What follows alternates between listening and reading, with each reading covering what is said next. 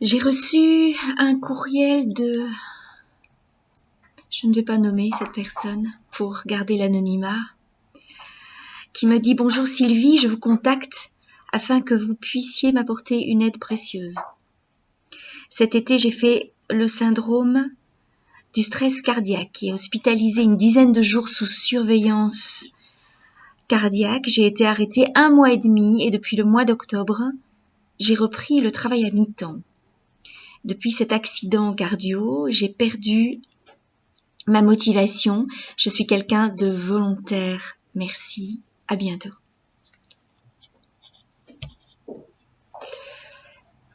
Je vais vous appeler Nathalie.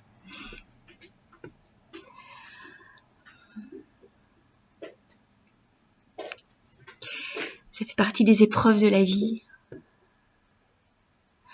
Quand on est arrêté. Et parfois, on a eu des signes précurseurs et on les a peut-être pas entendus parce qu'on n'a pas pu, parce qu'on était pris dans un rythme, ou pris dans le tourbillon de la vie, comme dans la chanson de Jeanne Moreau. Et bien souvent, à un moment donné, la vie se charge de nous arrêter, pour des raisons XB22. Et elle nous mène à réfléchir par toute une série d'épreuves, et notamment par des épreuves de santé. Et vous êtes nombreux à me regarder, à m'écouter, à avoir des problèmes de santé, ou des problèmes cardiaques, ou des problèmes de fibromyalgie, ou des douleurs que vous subissez au quotidien. Donc ce message rejoint également toutes les personnes qui ont des douleurs, qui vivent des douleurs physiques. Et ici, Nathalie dit que depuis ce problème de santé, cet arrêt provoque chez elle une perte de motivation. Ce qu'on peut comprendre.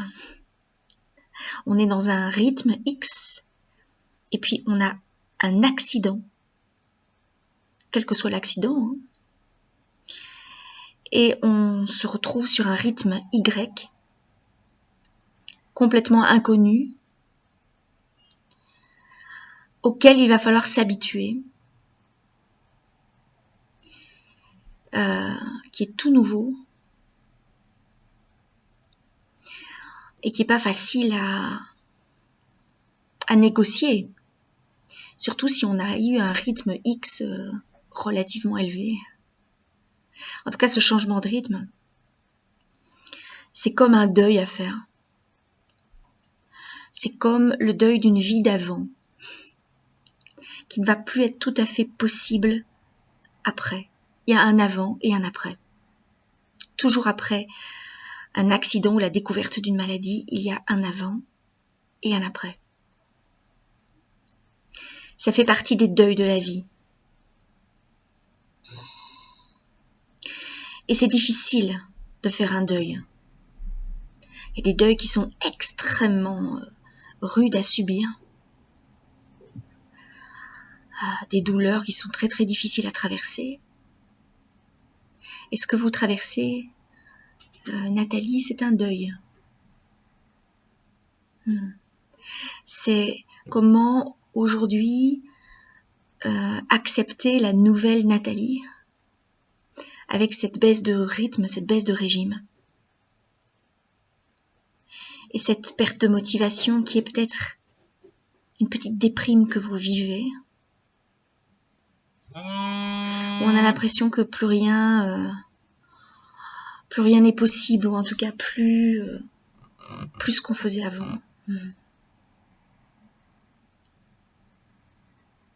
Alors si je vous dis c'est la porte ouverte à peut-être autre chose, vous allez me dire vous êtes marrant de vous. C'est peut-être trop tôt pour vous d'entendre ça.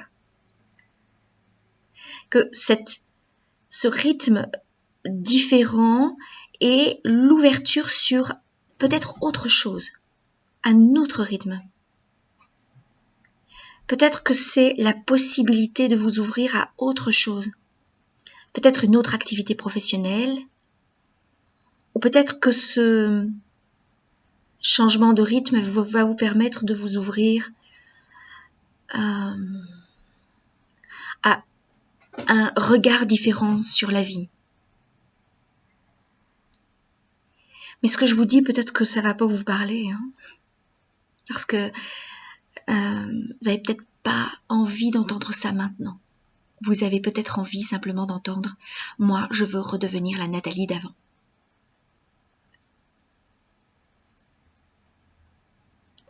Alors moi, ce que je peux vous dire simplement, c'est vous parler de mon expérience personnelle et de ce que je rencontre dans mon chemin thérapeutique, de toutes les personnes que je rencontre et qui vivent également des accidents de la vie. C'est que toutes ces personnes, où quand on rencontre ça, on vit tous un épisode dépressif, une micro-dépression de deuil. Et c'est normal. C'est normal. C'est normal. Si j'ai un accident et que je n'ai aucune réaction à cet accident, je me pose des questions. S'il m'arrive quelque chose de grave dans ma vie et que je n'ai aucune réaction à ce qui vient de m'arriver, moi je m'interroge. En tout cas, en tant que thérapeute, je m'interroge sur l'absence de réaction, l'absence d'émotion, sur l'absence de conséquences. Ça me pose toujours question. Peut-être ces personnes sont sous des couches ou sous des carapaces pour pouvoir se protéger. Donc je préfère quelqu'un qui me dise « j'ai eu un accident et j'ai une perte de motivation, je vais pas bien en ce moment ».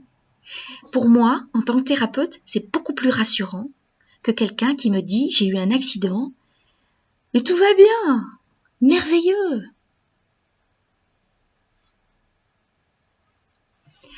Donc, ce que je peux vous dire, en tout cas, de mon point de vue, c'est que ça me donne beaucoup de confiance sur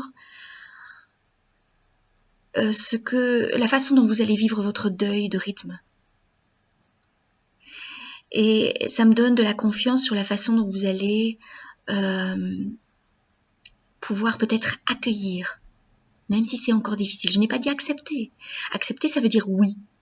Moi, j'ai pas du tout envie de dire oui à quelque chose qui m'est arrivé, qui me donne de la déprime. Hein. Mais accueillir au moins. C'est-à-dire prendre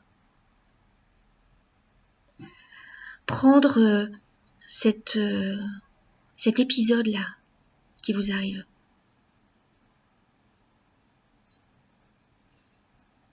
Pour pouvoir le traverser. Et de mon expérience, j'ai toujours vu que ces épisodes accidentels que j'avais traversés me mènent toujours vers une autre porte qui s'ouvre. Toujours.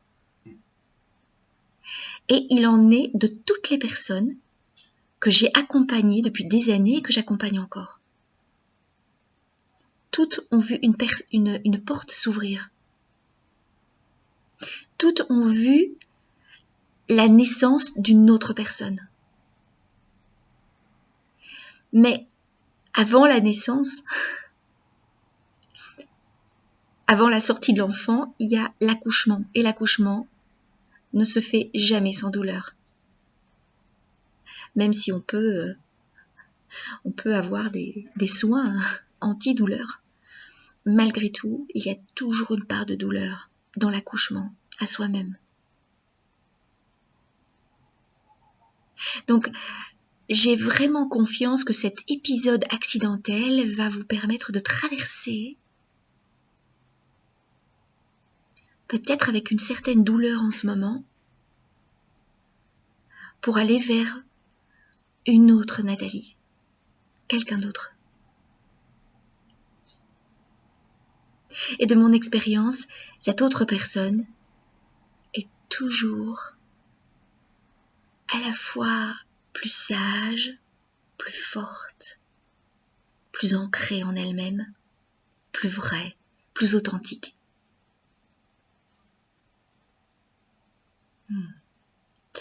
C'est vraiment ce que je peux vous dire aujourd'hui.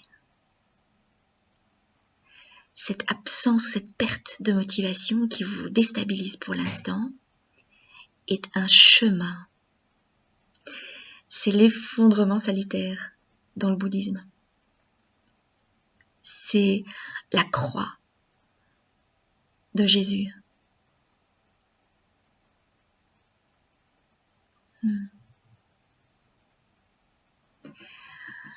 Bien, je vous encourage à traverser ça, pas passer au-dessus, surtout pas, juste à traverser ça, en sachant que vous n'êtes pas seul.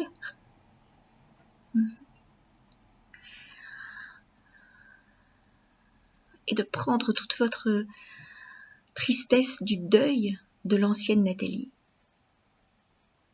pour accueillir cette nouvelle Nathalie qui est en train de naître sur un autre rythme, sur une autre qualité de motivation,